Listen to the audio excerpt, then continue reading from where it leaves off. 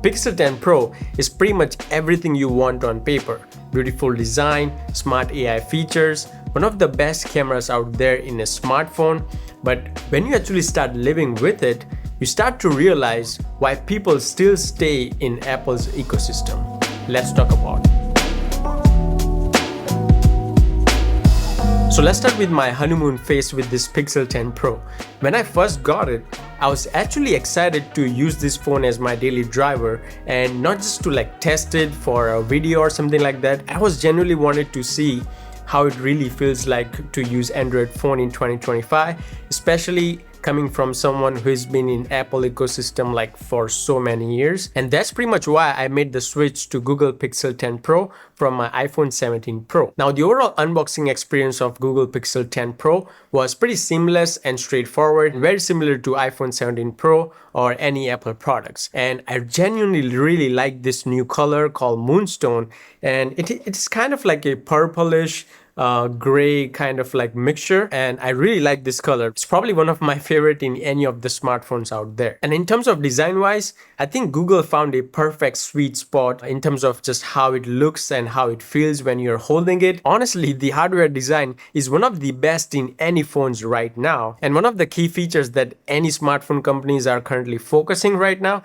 is the camera. And I think Google probably nailed it, because when you actually compare them side by side with iPhone 17 Pro, there isn't much difference from their main sensor, because Google is 50 megapixel and 17 Pro is 48, so you're not going to see much difference there. But having Gemini features in Google Pixel phone, it definitely comes really handy when you actually zoom into 100x on Pixel, because as you can see right here, I took this picture of Empire State from this distance, and when I zoom into 100x, it does some kind of processing with AI. So you could say hey, it's not 100% original photo, but sometimes it works, sometimes it doesn't. For example, in this picture that I took of Building Edge from the same distance, you can definitely see there's a lot of AI addition happening in this frame. But I definitely find this really cool, especially if you're not really going to 100x, but if you stay around 50 or 60x, it still does really great job.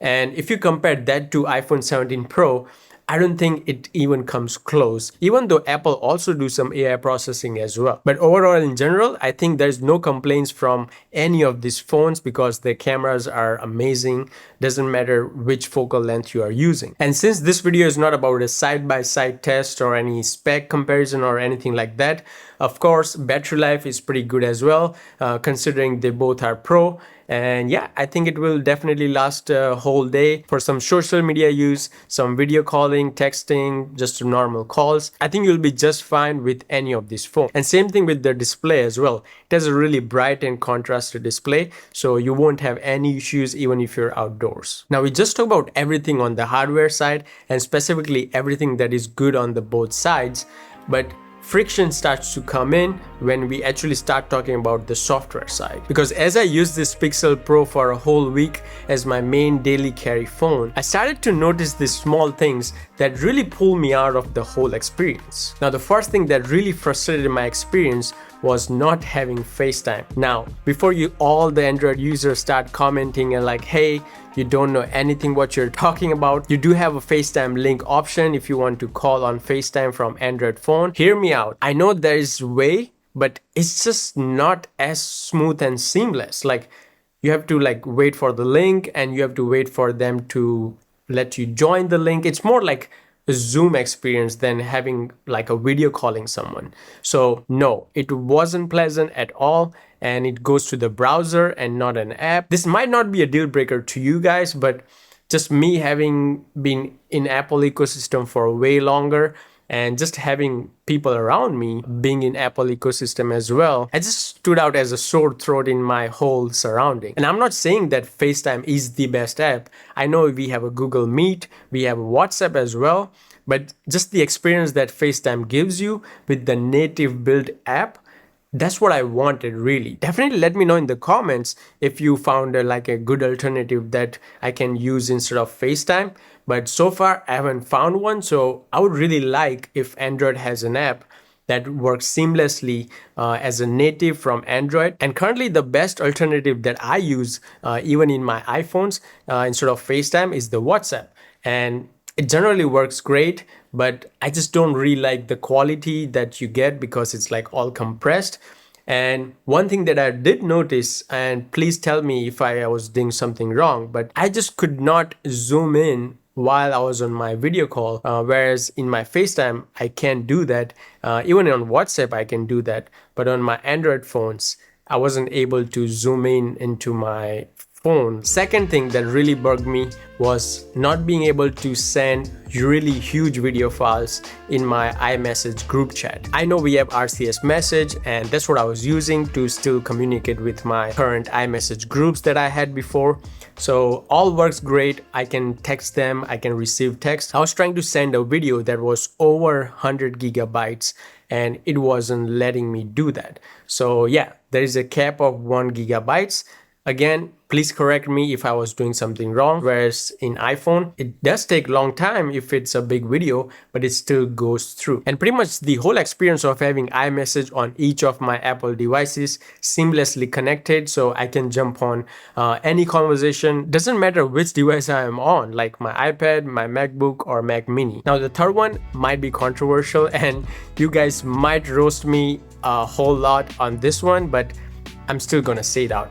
Alright, Android just gives me so much more information that I sometimes don't need. For example, in notification feed, just the way everything is just overlaid, like all my text, all my messages, all my notification from different apps, they all just kind of feel same, and I just don't know which one I want to focus on, and I just get overwhelmed. And especially on the top, when I don't want to see any notifications, but then I just see a lot of icons on the top left about my Instagram, WhatsApp, whatnot, like all the apps icon, it just appears there. I just don't want that in my whole UI, because if I compare with the Apple, especially with the iOS 26 update, you get like kind of like this stacking thing that it happens. So I just know that I have multiple notifications from this one thing, and it just organizes everything better way that I can just find out what I'm really looking for instead of just going through everything. And sometimes I was just getting this random glitches and it just frees my phone,